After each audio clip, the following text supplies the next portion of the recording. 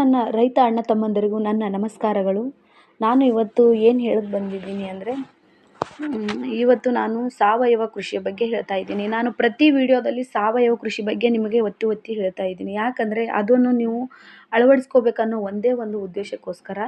ಅದು ಹೇಗೆ ಅಂದರೆ, 1 kg ಅನ್ನ ಮಾಡಿ ರಾತ್ರಿ ಅಕ್ಕಿ ನೆನೆಯಿಟ್ಟು ಬೆಳಗ್ಗೆ ಅನ್ನ ಮಾಡಿ ಈ ಗಡಿಗೆಯಲ್ಲಿ ನಾವು ಅದಕ್ಕೆ ಅರ್ಧ kg ಬೆಲ್ಲ ಹಾಕಿ ಇಡಬೇಕು.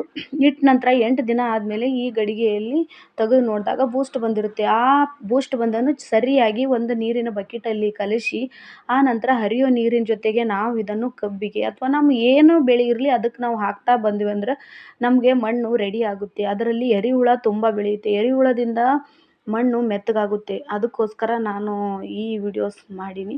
ನನ್ನ ವಿಡಿಯೋಸ್ ಇಷ್ಟ ಆದರೆ ಫಾಲೋ ಮಾಡಿ. ನಮಸ್ತೆ.